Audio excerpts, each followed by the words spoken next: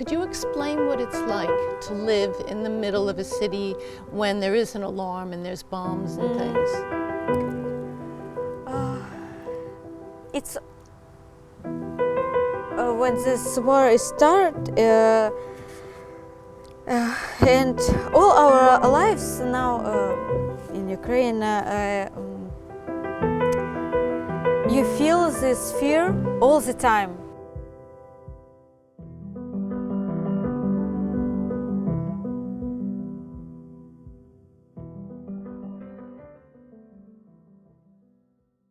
So, Ina, I know you've told me that you left behind in Odessa your mother and your adorable little cat. Yeah. What made you decide that you needed to come to the UK? Mm-hmm.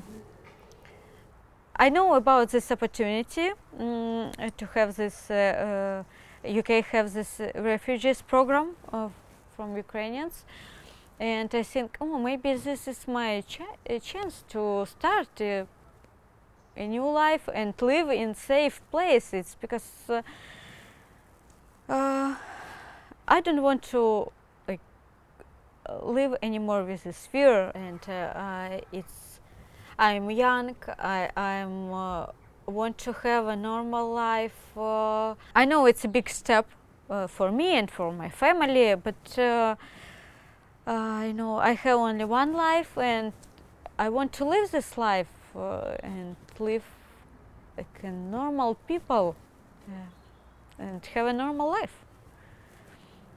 So, and that's why I'm here now. Marla, why you decide to open your house for refugees? I decided to open my house for refugees in part because I could. Mm-hmm. I thought, okay, I have a room, it would be possible for me to do this.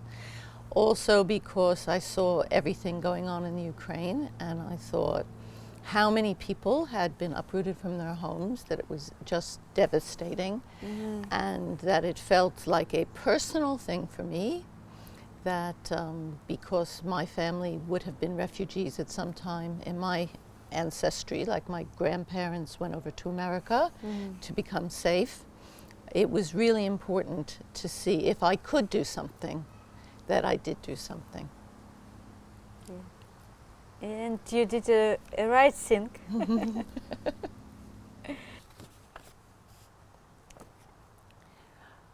What was it like for you coming to Bath?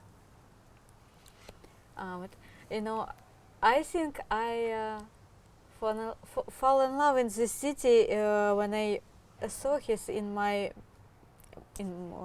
bus. It's because, yeah, Bath is very beautiful city, and it feels like it can be my new home, because it feels so right for me to be here. And you know, I live here with you like almost 5 months, and every day when I go outside, I'm very glad I live here, and I can walk in this beautiful street, go to this park and gardens, and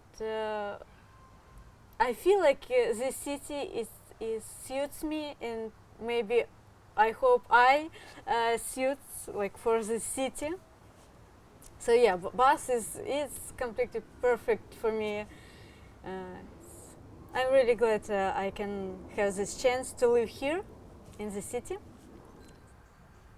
Marla, what support have you had from the H4U team at the council? Well, the H4U team were involved once we spoke and thought that maybe it would be a good connection. And so I filled in the paperwork while you were filling in your paperwork. And they contacted me right away when your visa application, when your application went in for the Homes for the Ukraine program. And somebody was here within a day to check the house and tell me what I needed to do and what I needed to figure out. So they've been very supportive and very, very quick to help. And of course, when you contacted me because you were at the airport, and you were just sitting and waiting and waiting and waiting for the border people to let you come through, and you were so worried about missing your bus and things. Once I reached them, they were very, very quick to help to make sure that they knew that all of your information was complete and that there was no reason to be holding you at the airport. So they've been really, and also they've been helpful with answering your questions. So I had somewhere that I could say, well, why don't you ask about this?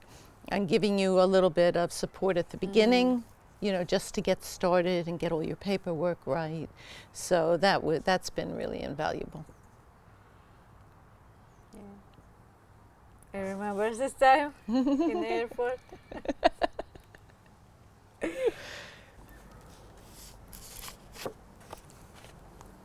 What are your next steps? My next step, you know, it's hard to say it now because, yeah, I want to build here like a good life for myself and have a nice job and have a nice place to live, you know, have maybe a circle, close people around, and so yes, this is my like one big step, build a nice life here like I have before in Ukraine, so I want to have the same here. Like because for 3 years it's been my new home and my new country. So I have one question. Marla, what would you say to someone thinking about hosting?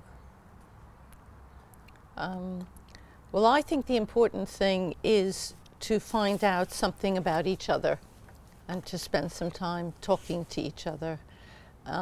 Maybe it's good not to rush too much. I mean, I think some people have managed. They've like talked just a little bit and immediately someone has come and it's been absolutely fine. But I think it was surprising how when you arrived, we found there were so many things that we had in common that we didn't even know about, even having talked for like 3 months, like listening to the same kind of music and things like this, which was really, really nice. So I think it's good to have some kind of connection and communication before, and also to ask some difficult questions like, oh, will you be okay in a house that has cats, or a house, you know, to be honest about what you need, so that you don't come to a place and then find that maybe it feels safer, but still there are things to worry about. You want to have a good fit. So I think that's the most important thing is, well, Ina, you've said it to me. You've said sometimes you meet people from the Ukraine, and you say just because we're from the same country does not mean that we're the same. Yeah. And so I think it's the same with host families and looking for someone to live with them. You're looking for someone that will fit in to your environment, and you will both be comfortable. Tell me about your relationship with your host, or that's me. I think we have a good relationship. You have been my first friend here in this country, in this city, and in the beginning, when I only moved here, you tried to spend with me a lot of your free time, and you know, try to talk with me, even maybe if you notice like it's hard for me to talk because my speaking not so good, and but you try, you always ask me a question, and yeah, so like you can you're my first friend here who really helped me, and I see like you really want to help me. And in many ways, since you came, you acted like we were family. Yeah. So you always tried to help and recognize if something needed to be done. So I didn't always have to say, oh, Ina, could you help with this? You would say, oh, can I help with this? And so that also, it hasn't just been me. I think it's been you were accustomed to living at home with your mother, and you've always been, just tried to be helpful and do the things you would do if you were in your own home. And that's been really valuable, I think. Yes. It's nice we find each other.